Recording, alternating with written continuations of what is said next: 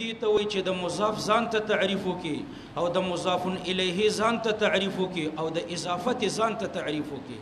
او حد لقبی دي ته وایي چې د علم الحدیث مجموعي د پاره یو تعریف وکړي بیا د حد اضافي په نظر سره حد لقبی ته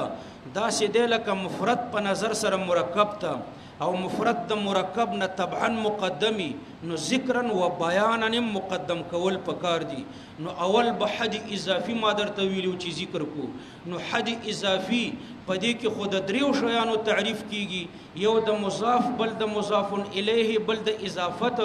خدا اضافت مبین ده په علم نحو کې لدی وجنه د مضاف او د مضاف الیه تعریف کو نو ما درته د مضاف تعریف کړو د علم می در تدریم ما څلور معناګانی ذکر کړی وي یو معنا لغوي دویم معنا عرفي دریم علم په معنا د علم مدون او څلورم علم په معنا د علم شرعي نو علم په معنا د علم لغوي سره یا مصدر دی یا حاصل بالمصدر دی نو که مصدر شي نو معنی د پښتو کې پوهیدل فارسی کې دانستن او اردو کې جاننا او که حاصل بالمصدر شي نو پښتو کې معنا د پوهه او په فارسی کې معنا د دانش او په اردو کې معنا د سمج حاصل بالمصدر اثر مرتبي او معنا عرفي د علم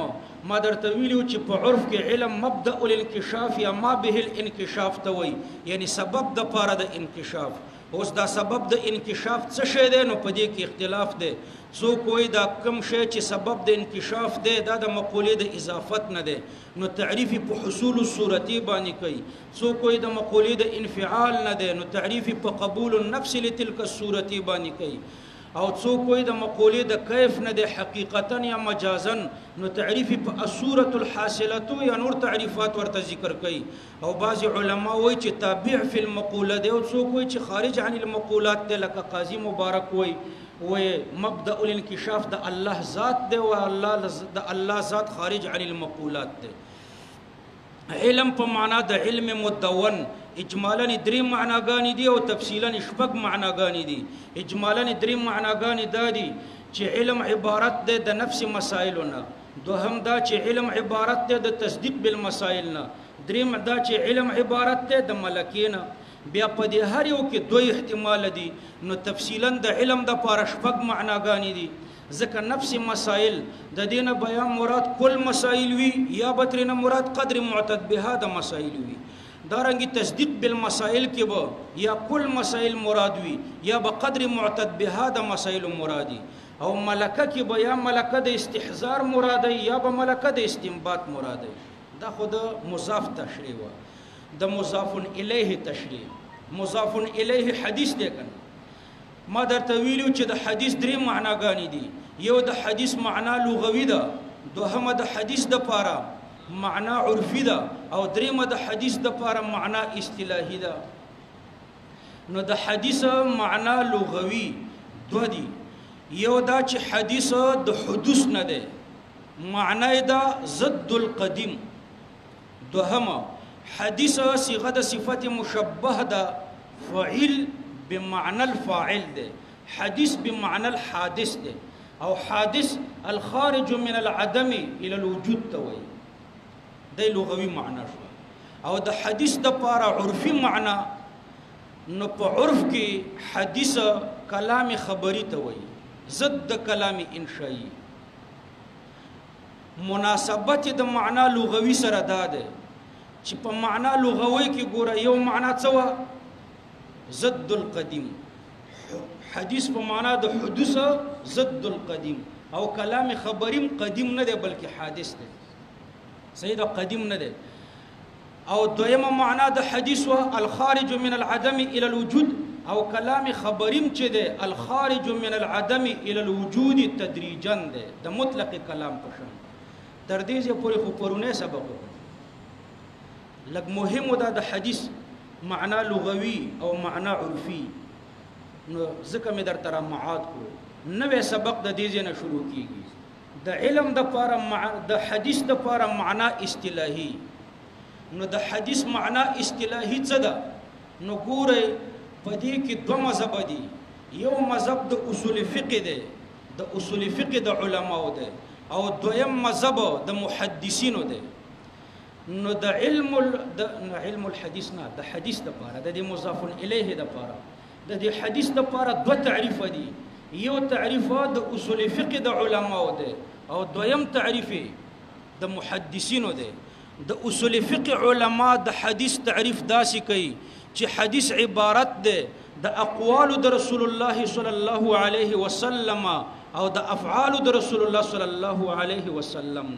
د دو شیانو نه عبارت ده حدیث عبارت عن اقواله وافعاله حدیث د اصول فقه د علماء په نسبت باندې عبارت ده د اقوال د رسول الله صلی الله علیه وسلم او د افعال د رسول الله صلی الله علیه وسلم د اصول فقه په علماء دوه اعتراض راځي اول اعتراض دا راځي چې تاسو وایي چې حدیث عبارت ده د اقوال د رسول الله صلی الله علیه وسلم او د افعال د رسول الله صلی الله علیه وسلم نه نو ستاسو دا تعریف جامع نه د خپل افراد لرا خارج شو ترینه تقریرات د رسول الله صلی الله علیه وسلم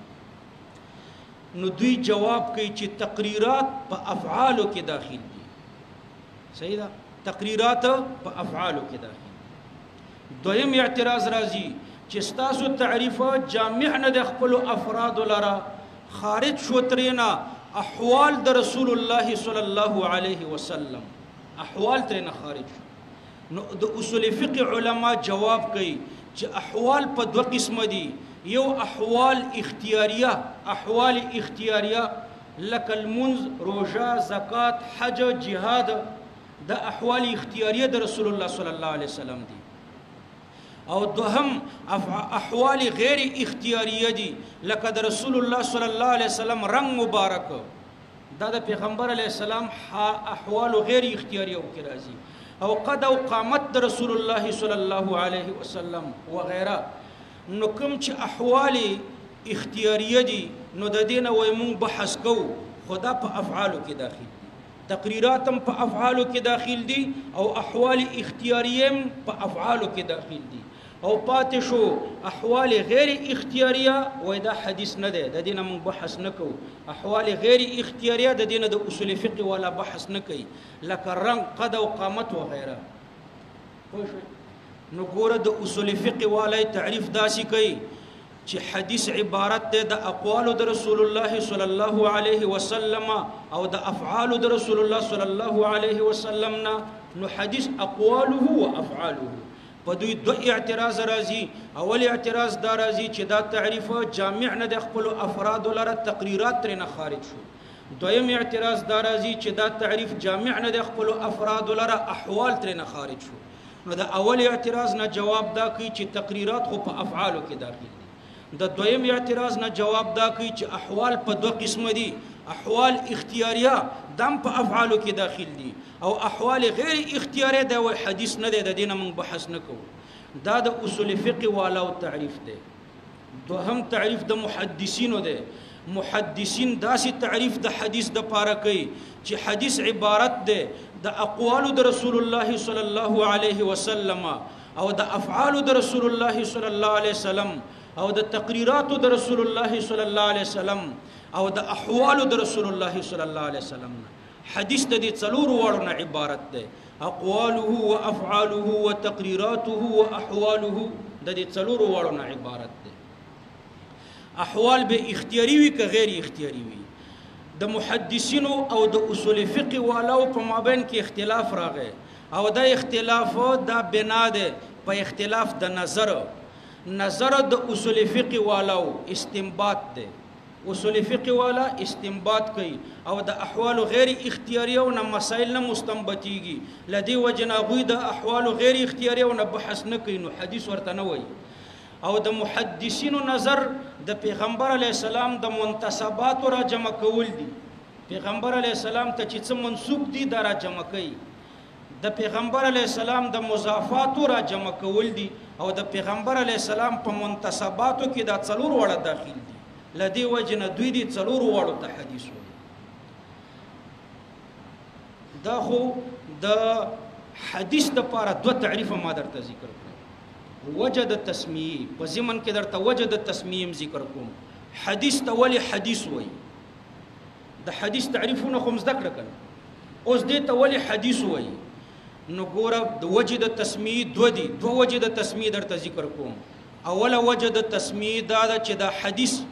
د پیغمبر علیه السلام اقوال افعال تقریرات او احوال دا څلور واړه دا قدیم نه دي حدیث دي قرآن کریم قدیم دی او د پیغمبر علیه السلام اقوال او افعال او تقریرات او احوال دا ټول حدیث دي نو وجه د تسمیې دا ده چې حدیث د حدوث نه دی او د پیغمبر علیه السلام د اقوال افعال تقریرات او احوال دا ټول حدیث دي په مقابله د قرآن کې قرآن قدیم دی او دا حدیث دي دویمه وجه د تسمیې شیخ الاسلام علامه ظفر احمد العثماني رحمه الله علامه شبیر احمد العثماني رحمه الله ذکر کړی دا هغه فرمایي چې د حدیث وجه د تسمیې د دې آیات نه راخیستلې شوې ده حدیث مقتبس دی د دې آیات نه چې واما بنعمت ربک فحدث حدیث د حدث نه مقتبس دی واما بنعمت ربک فحدث الله پاک تعبیر په فحدث باندې کړی دی نو حدیث د حدث نه مقتبس دی تفصیلی دا دی چې په سورۃ والضحى کې الله پاک په پیغمبر صلی الله علیه وسلم خپل درې احسانات ذکر کړي او د دریو احساناتو په مقابله کې ورته د دریو شکریو حکم کوي اول احسان ور باندې دا کوي علم یجدک یتیما فآوا ایتما یتیم نه وې مونډلې ته یتیم وي فآوا به متا ته زید درکړو په غیګه د ابو طالب کې دا احسان شو او د دې احسان په مقابله کې الله پاک د یوې شکریه حکم کوي هغه شکریه دا د چې واما الیتیم فلا تقهر تخپل یتیم وي نو په نورو یتیمان مرټه واما الیتیم فلا تقهر نو یو احسان یو شکریه دویم احسان ووجدک ضالا الله ته مندلې وینا خبره د تفاصیل د شریعت نه ضالن څه معنی نا خبره وي د تفصیلات د شریعت نه ووجدک ضالا الله ته مندلې وینا خبره د تفصیلات د شریعت نه فهدا بیا درته الله پاک د شریعت تفصیلات وکړه ته هدایت وکړه دا نعمت شو او د دې نعمت په مقابله کې الله پاک فرمای و اما بنعمت ربک دغه نعمت چې تفصیلات د شریعت دي دا درته الله خو نو دغه نعمت فحدث دا بیانوا دا تفصیلات د شریعت بیانوا نو د پیغمبر علی السلام د بیان نه تعبیر په فحدثو دا سی ورته ونه ویل چې بیانوي بلکې څه ورته ویل فحدث حدث معنا بیانوي او دا بیانول په څلورو طریقو کیږي په اقوالو په افعالو په تقریراتو په احوالو نو د پیغمبر علی السلام د اقوالو افعالو تقریراتو احوالو د دین تعبیر په فحدث شو نو حدیث ته ځکه حدیث وای چې الله تینا تعبیر په فحدث باندې کړي دی وجه د تسمیه نو حدیث د حدث نه مقتبس دی دریم نعمت الله ذکر کوي ووجدک عائلا فاغنا تمام مندلوي فقیر بیا می د حضرت خدیجه په مال غنی کړي ووجدک عائلا فاغنا د دې شکریا دا چې و اما السائل فلا تنهر ولا تنهر راځي که څنګه راځي دا وجه د تسمیه په دې ضمن کې یو بل مبحث دی د حدیث او د خبر په مابین کې فرق شته او کنه نو په دې کې درې مذهب دي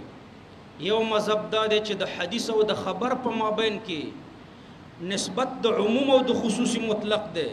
هر حدیث خبر دی ولا عکس هر حدیث خبر دی ولا عکس دویم قول پکې دا دی چې د حدیث او د خبر په مابین کې ترادف دی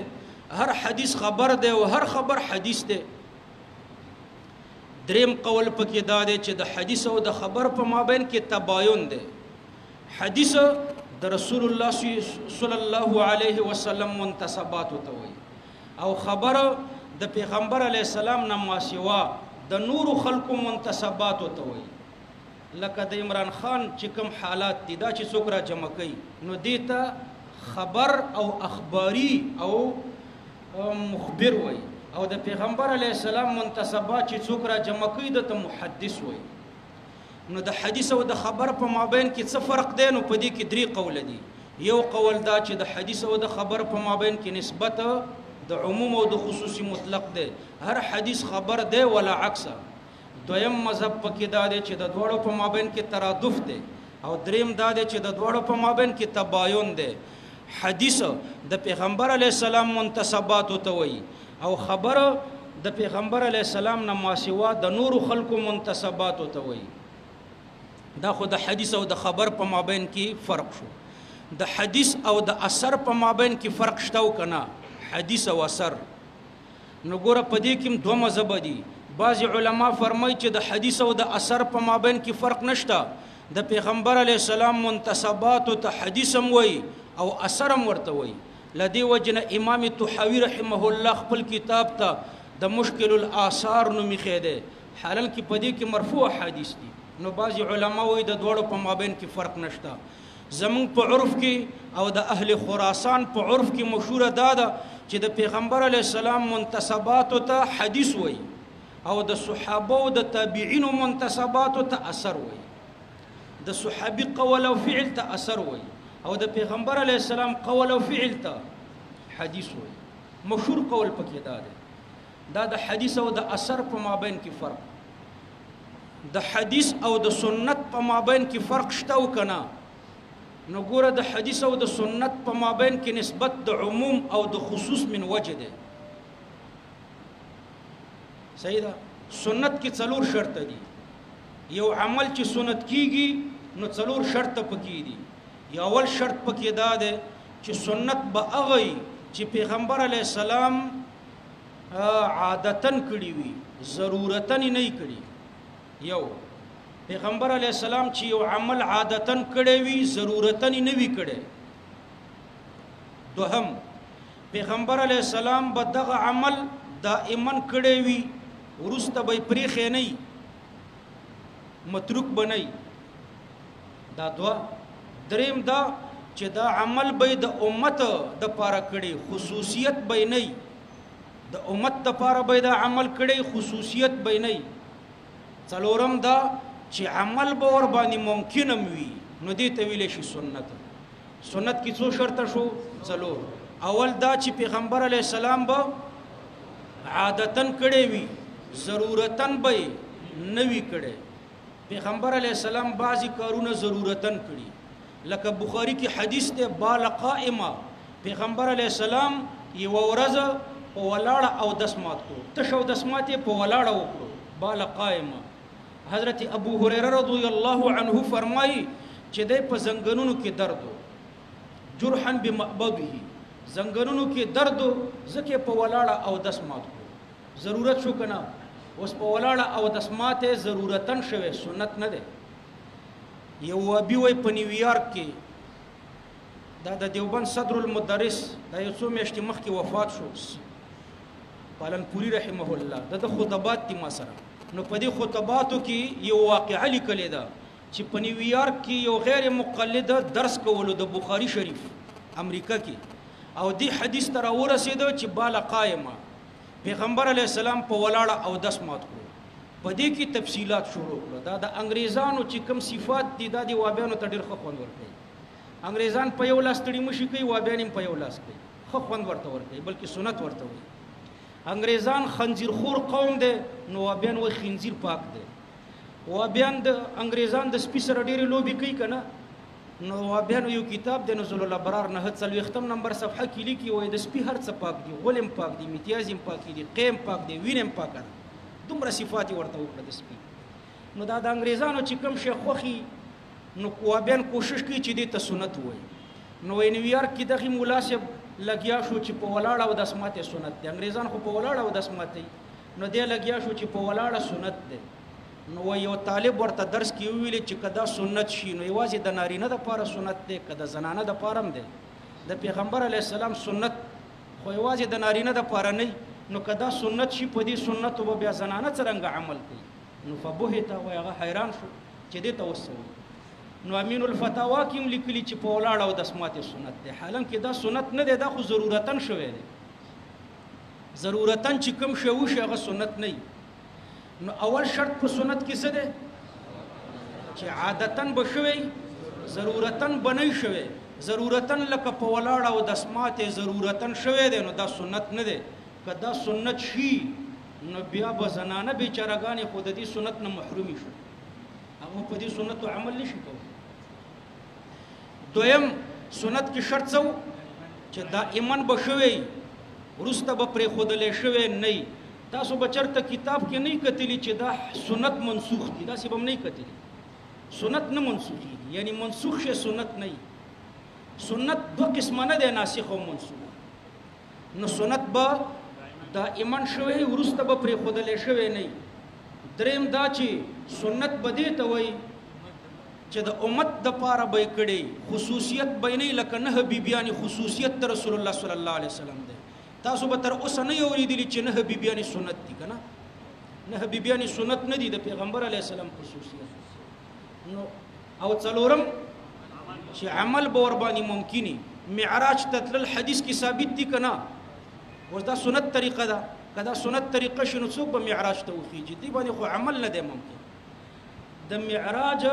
واقعات چې په څومره احادیثو کې راغلي دي دا سنت نه دی معراج ته ختل سنت دي که سنت شي نو بیا خو موږ نشو کولی په دې سنت عمل دا خو به تکلیف بما لا یطاق شي څلور شرط دي په سنت کې نو اوس ورته ګوره د حدیث او د سنت په مابین کې نسبت د عموم او د خصوص من وجه دی په دې مشکات کې چې تاسو څومره احادیث ګورئ که دا څلور شرطه پکې و نو دا احادیث هم دي سنتون هم دي د ماده د اجتماع په دې مشکات کې چې څومره احادیث تاسو ګورئ یا په بخاری کې یا په ترمذی کې یا په مسلم شریف کې نو په کوم حدیث کې چې دا څلور شرطه و نو دا حدیث هم دی سنت هم دی د ماده د اجتماع یوه ماده د اجتماع شو او ماده د افتراق څلور وړه تاسو پیژندې شئ د دې څلورو شرطونو په مقابله کې مې چې کوم درته ذکر کړه دا مقابل طرف ټولې مادې د افتراق اول کې ګوره ما درته ویلو چې عادتن به یې کړې ضرورتن به یې نه کړې دا ضرورتن ماده د افتراق کوم شی چې ضرورتن شوی د حدیث دی خو سنت نه دی په ولاړه او د اسمات بخاري کې شته که نه حدیث دی که نه بالا قائمه خو سنت خو نه دی دا مقابل څلور وړه مادې چې دي دا ګوره مادې د افتراق دي ضرورتن چې کوم شی شوی وي دا حدیث دی سنت نه دی منسوخ چې کوم شی وروسته پرېښودلی شوی احادیث دي که نه منسوخ احادیث حدیثي نو منسوخات ګوره احادیث دي خو سنت نه دي خصوصیات احادیث دي که نه خصوصیات خو سنتونه نه دي دا چې عمل پې نه ممکن احادیث دي خو سنت نه دي دا څلور وړه د مقابل طرف د سنت چې ما درته ذکر کړو دا څلور وړه مادې د افتراق دي دا احادیث دي سنت نه دي او ماده د افتراق د سنت د طرف نه لکه د جمعې دویم اذان دا د جمعې د ورځې اول اذان چې کیږي دا د اول اذان چې کیږي دا سنت عثماني دی خو سنت نبوي نه دی سنت عثماني دی سنت دی خو حدیث نه دی مرفوع حدیث کې نشته یعنی سنت د خلفای راشدینو سنت د خلفای راشدینو سنت دي کنه صحیح ده سنت الخلفاء خو احادیث مرفوعه کې نشته نو د حدیث او د سنت په مابین کې فرق زده کړو ما درته ویلي چې د سنت لپاره څلور شرط دي نو په کوم حدیث کې چې دا څلور شرط وي د ماده د اجتماع او چې دا څلور شرط پکې نه وي د ماده د افتراق حدیث وي خو دا څلور شرط پکې نه وي او ماده د افتراق د سنت د طرف نه سنت الخلفاء الراشدین نو د حدیث او د سنت په مابین کې دغه فرق دی اسانه فرق درته وایم ورسته به تاسو ته زه په حدیث کې تقسیم وکم 14 قسم حدیث دی صحیح لذاته صحیح لغیره حسن لذاته حسن لغیره موضوعی حدیث ضعیف حدیث معلل حدیث مقلوب حدیث منسوخ حدیث حدیث کې اقسام دي او په سنت کې دا اقسام نشته چې ته وایي چې ضعیف سنت موضوعی سنت دا نشته نو سنت نه دی تقسیم او حدیث تقسیم دی نو د حدیث او د سنت په مابین کې فرق دی اوس هم دا زده کړه نو تاسو اهل سنت یا اهل حدیث نه یې صحیح شو موږ تاسو ټول څه شی یو اهل سنت په سنتو عمل کوونکي په ولاړه چې امتیازي کې اهل حدیثي او چې په ناسته امتیازي کې اهل سنت دا اهل حدیث خود دا د دوی په اصطلاح دا د وابیانو په اصطلاح یو اسلامي اصطلاح ده. خو اسلامي اصطلاح د اهل حدیث معنا ماهر فی الحدیث هغه کې درته خبره نه کوم. دا وابیان وای مونږ اهل حدیث یو. ته څنګه اهل حدیث ته خو ماهر فی الحدیث نه ته خو چولې خرڅه وای زه اهل حدیث په دې معنا چې زه په حدیث عمل کوم. خو ټیک شو په دې معنا اهل حدیث دا خو نوې اصطلاح شو. خو په دې اصطلاح کې در سره خبره کوم په حدیث عمل کوي نو په ولاړه چې امتیازي کوي اهل حدیث خو چې پناسته کوي اهل سنت چې نه ودونه کوي اهل حدیث ځکه په حدیث دی عمل او اهل سنت نه. سنت دا دی چې څلور ودونه وکي یا یو دوا درې څلور نو د اهل سنت دی. او چې نه ودونه دی وکړو په حدیث دی عمل وکړو کنه اهل حدیث نو دا دوی وای موږ په دې معنا اهل حدیث چې په حدیث عمل. هغه اسلامي معنا باندې اهل حدیث ماهر فی الحدیث ته وای هغه د اهل سنت سره ټکر نه دی. لکه اهل نحو اهل صرف اهل حدیث. اهل نحو معنا ماهر فی النحو اهل صرف معنا ماهر فی الصرف. د اهل سنت کې دیش اهل حدیث معنا ماهر فی الحدیث د اهل سنت دی. خو دوی وای موږ اهل حدیث یو یعنی عمل بالحدیث کو ماهر فی الحدیث نه یو عمل بالحدیث. یو مبحث دې پورې په بس کو ان شاء الله. حد لقبی پاتې شو. حد لقبی زه دا به درته ذکر کوم. د علم الحديث د پاره حد لقبی علم يعرف به اقوال رسول الله صلى الله عليه وسلم وافعاله واحواله. د حد لقبی علم يعرف به اقوال رسول الله صلى الله عليه وسلم وافعاله واحواله. به درته معادکم سر نه درته سبق دې پوری پښ ګورا نوې درس د دې جنو د حدیث د پاره معنا اصطلاحي می درته ذکر کوله. نو ما درته ویلو چې د حدیث د پاره اصطلاحي معناګانی دو دي. یو د اصول فقه د علماو ده او دوهمه د محدثینو ده. د اصول فقه د علماو معنا دا ده چې حدیث عبارت ده د اقوال د رسول الله صلی الله علیه وسلم او د افعال د رسول الله صلی الله علیه وسلم نه. په عربی کې تعریف داسې کوي چې الحديث عبارة عن أقواله وأفعاله. د اقوال او د افعال د رسول الله صلی الله علیه وسلم نه. په دې باندې دو اعتراض راځي. اول اعتراض دا راځي چې د اصول فقه د علماو دا تعریف جامع نه د خپل افراد لره خارج شو ترینه تقریرات د رسول الله صلی الله علیه وسلم.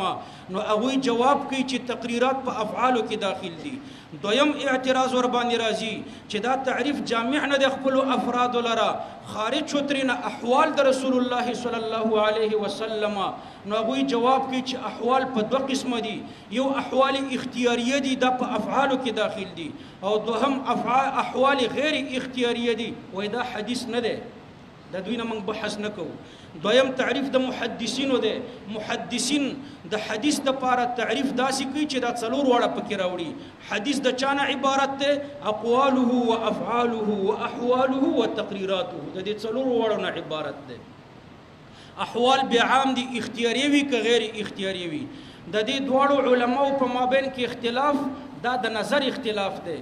د اصول فقه والاو نظر په استنباط د احکام ده او د احوال غیر اختیاریو نه استنباط د احکام نه کیږي. لدی وجنه د دینه دوی بحث نه کوي نو حدیث ورته نه وای. او د محدثینو نظر د پیغمبر علی السلام د منتسباتو پر جمع کولو باندې ده او د پیغمبر علی السلام په منتسباتو کې دا ټول داخل دي. احوال غیر اختیاریم پکې داخل دي. لدی وجنه هغه احوال غیر اختیاریو تم حدیث وای.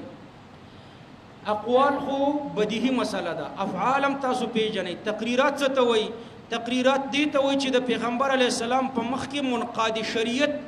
یو کار وکړي او پیغمبر علیه السلام ور باندې سکوت وکړي نو دې ته تقریرات وایي. وجه د تسمیه حدیث ته ولې حدیث وایي؟ نو وجه د تسمیه دو دي. یو دا چې حدیث د حدوث نه ده بمعنى ضد القديم يعني قرآن قديم ده او ده پیغمبر علیہ السلام اقوال افعال تقریرات او احوال دا حدیث. او دویم وجه د تسمیه دا ده چې حدیث د حدث نه مقتبس ده. و اما بنعمت ربك فحدث. الله پاک د پیغمبر علی السلام د بیان نه تعبیر په فحدث کړي دی او د پیغمبر علی السلام بیان ته حدیث ویلې دی. تفصیلی دا ده چې په سورته والضحا کې الله پاک په پیغمبر علی السلام د خپل څلورو انعاماتو ذکر کوي، د دریو انعاماتو، او د دریو انعاماتو په مقابله کې د دریو شکریو حکم ورته کوي. اول انعام دا ده چې علم یجدک یتیما فآوا، شکریه دا ده چې واما الیتیم فلا تقهر. بل نعمت دا ده چې علم یجدک عائلا ووجدک عائلا فاغنى، شکریه دا ده چې واما السائل فلا تنهر. د دې دوړو سره زمون کار نشته. یو نعمت دا ده چې علم یجدک ضا ووجدک ضالا، ته الله مندلې نه خبره د تفاصیل د شریعت نه، بیا درته تفاصیل د شریعت خو ده، نو د دې شکریه دا ده چې واما بنعمت ربک، د دې نعمت ربی حدث بیان کوا. د پیغمبر علیہ السلام بیان په اقوال او افعال او تقریرات او احوال کیږي. الله تعالی تعبیر په حدث کړي دي، نو حدیث د حدث نه ماخوذ دي. د حدیث او د خبر په مابین کې فرق څه دی؟ نو په دې کې درې قول دي. یو قول دا دی چې د دوی په مابین کې عموم او خصوصي مطلق دی، هر حدیث خبر دی ولا عکس. دویم قول دا دی چې د دې دوړو په مابین کې ترادف دی. دریم قول دا دی چې د دې دوړو په مابین کې تباین دی. د حدیث او د اثر په مابین کې څه مناسبت ده؟ نو په دې کې دوه قول دي. بعضی علما وایي چې د حدیث او د اثر په مابین کې ترادف ده، او بعضی علما فرمایي چې د حدیث او د اثر په مابین کې تباین ده. د پیغمبر علی السلام منتسبات ته حدیث وایي، او د صحابه او د تابعین منتسبات ته اثر وایي. د حدیث او د سنت په مابین کې څه فرق ده؟ نو د دوی په مابین کې عموم او خصوص من وجه ده. سنت کې څلور شرط دي، دا د تتبع او د استقرا نه را فهمیږي. اول شرط دا ده چې حدیث کې یو څراغ له او پیغمبر علی السلام عادتن کړي او ضرورتن نه کړي، دائما کړي ورسته نو پریخي، د امت لپاره کړي خصوصیت نو او عمل ور باندې ممکنو، نو دې ته ویل شي سنت. نو ماده د اجتماع دا ده چې په کوم حدیث کې دا څلور وړه شرط وو، د حدیث هم ده سنت هم ده. او ماده د افتراق دوه دي کنه، د حدیث د طرف نه ماده د افتراق دا څلور صورت دي، دا مقابل طرفونه چې یو عمل ضرورتن شوی، یا یو عمل ورسته پرې خودلې شوی، یا خصوصیت یا عمل پې نه ممکن، دا ټول حدیث دي خو سنتونه نه دي. او د سنت د طرف نه ماده د افتراق دا ده چې سنت الخلفاء الراشدین، دا ګوره سنت دی او په مرفوع حدیث کې نشته، دا د مرفوع حدیث سره ماده د افتراق ده. تر دې پورې حد اضافي و، حد لقبی د علم الحدیث. نو څلور شیان دي: علم الحدیث، علم روایت الحدیث، علم درایت الحدیث، علم اصول الحدیث. د علم الحدیث د پر حد لقبی دا ده چې علم يعرف به